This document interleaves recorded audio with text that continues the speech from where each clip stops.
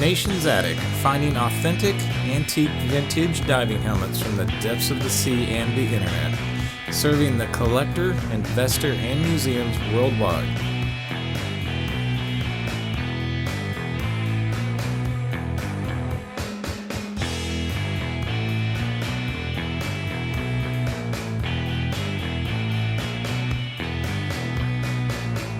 Nation's Attic is your source for what others want.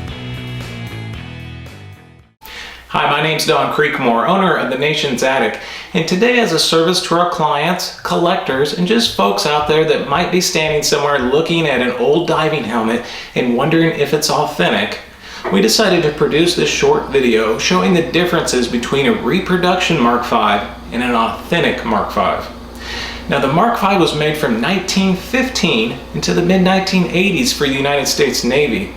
And during that time, there were 4 different companies that made those helmets: Morris, Schrader, Miller-Dunn, and DESCO.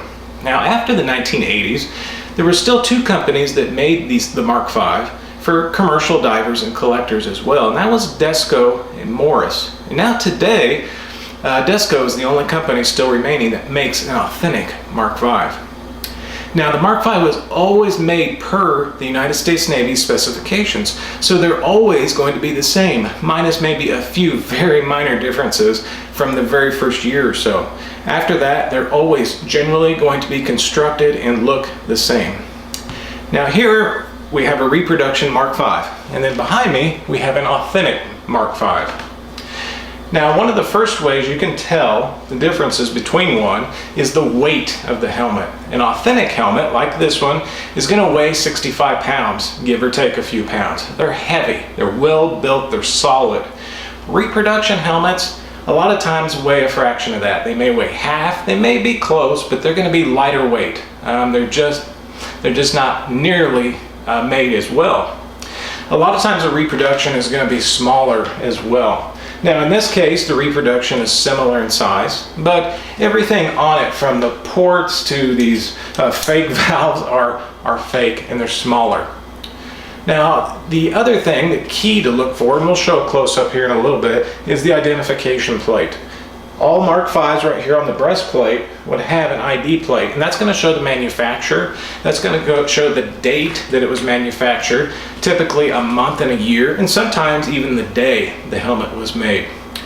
Typically reproduction helmets, they may have the manufacturer name, they may have some fantasy name that somebody made up, but a very common reproduction that we're contacted with all the time is one that says A.J. Morris Company or Morris Diving Company on it, and it has a date, and that date is 8/29/41.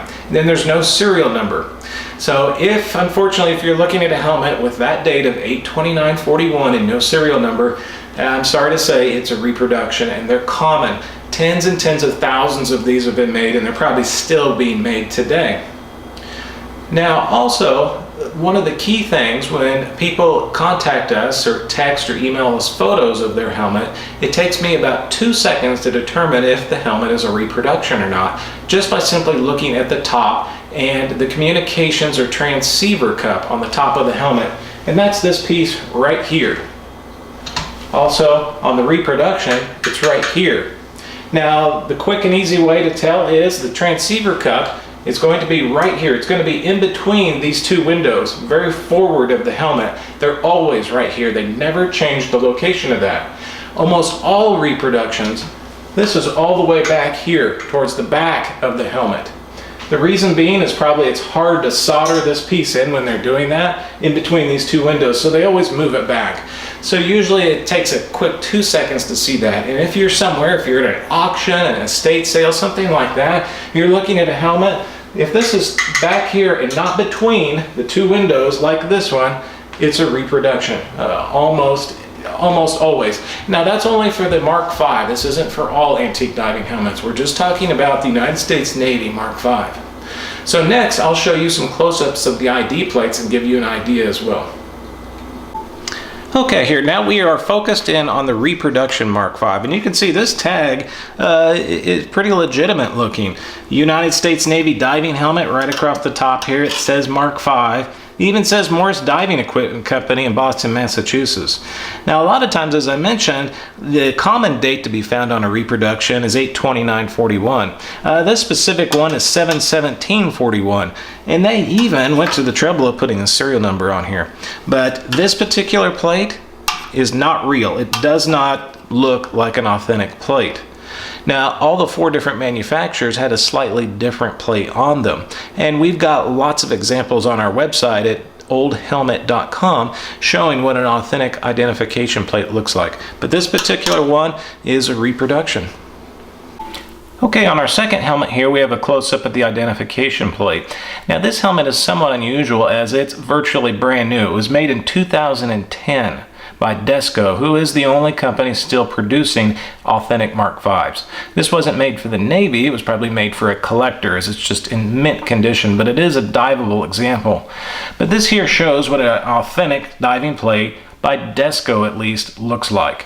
It's going to have the spec number here, it's going to have its serial number, and it's going to have the exact date of manufacture.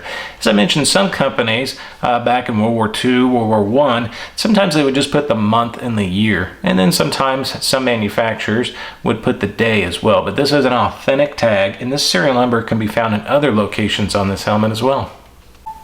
Okay, now looking at the back of these 2 helmets, the one on the right here being the authentic example, the one on the left being the reproduction, as I mentioned earlier, you're always going to have their various parts, valves, fittings, safety equipment. They'll always be in the same location. Now in the back here we have what's called the Dumbbell safety latch, which is right here. If you're looking at it, it's not going to be center, it's always going to be to the left. And that's going to come down. There should be a clip here that goes over it. Then typically there'll be a chain with a cotter pin on it as well. That'll all be brass. Now a lot of times the chains are gone, that sort of thing, but usually the dumbbell valve or the dumbbell latch right here is going to still be there, and that's soldered on there. The reproduction here, that's moved all the way to the center of the helmet. It's just simply on there. It's actually screwed on from the inside. If you look up in there, there's a screw holding that on, as well as a lot of the other parts, screws. Now, on reproduction helmets, that's the easy way to do it, but you're not going to see screws, exposed bolts, things like that in an authentic helmet. Now, this picture too, it's a good example here to show that on the authentic helmet, this one made fairly recently, probably more as something to impress a display piece, it doesn't have any dents or dings in it. But almost every Mark V that we encounter, and a lot of them are from World War II, from the 30s or the 50s, wherever, these helmets were made to be used. They were purchased not to be display pieces. They're going to feature working dents and dings, scratches, things like that. They're generally always not going to be in mint condition, whereas your reproductions will be. Okay, here I have the top of the reproduction helmet taken off. And one of the other things, if you're still not quite sure, is to look up inside the helmet, or even take the top off if you can. Now, the lower end reproductions are going to have bolts actually sticking in the neck ring here. They'll be stuck in there like that, holding it to the lower half of the breastplate. Now, one that's a little bit better quality, like this one here, is actually somewhat threads to the breastplate, but if you look inside, that's the next and surefire giveaway. If you look inside here, it's just like a pot. It's smooth. There's nothing going on in here. They actually, and it might be hard to see here, but your valves, your communication and your air fittings back here don't even open up. There's not a hole for them. It's just, this is just a shell, and it's meant for display only. There's no holes. There's glass here, but they're in there cemented in somehow. And in this particular one, the glass isn't even clear. So if you look up inside of one and it's smooth, there's nothing going on, no speakers, no holes for the fittings on the outside, dead giveaway on a reproduction. Next, I'll show you the inside of the real one. Okay, here we have a picture of, or an image of the inside of an authentic Mark V. Now, a lot of them out there, the inside is going to be gray looking. This particular one never had tinning applied to it, so it has the exposed copper inside of it. But almost all of them that you'll run into, that inside's going to be gray. But you'll see in here the vents. Now, what these vents are is the air that came in from the back of the helmet, from the air fitting, would come in, and that air would be blown over all of the windows inside. and that was to keep them from fogging up and also just the air not shooting right into the back of the diver's head as well. You've got other parts in here that are functional, a chin button, things like that, but the vents are the key. Typically, anybody that's reproducing a helmet for display purposes specifically, they're never going to take the time and a lot of expense in putting these vents in. So any helmet that you look at that does not have these air vents, at least a Mark V helmet, it's going to be a reproduction. It's the dead giveaway. Also, everything is soldered or welded into the inside of the helmet as well. Not going to see any screws and bolts, things like that. Now, sometimes maybe where the communications cup is, if there's a speaker in there, which this one does, it's probably hard to see, but it is right up in here. That speaker, you're going to see some screws there sometimes from the inside holding that in. Other than that though, the diver did not want to stick his head into an exposed or open screw. So this is what a real helmet looks like, but most of the time the vintage examples will be gray inside of here.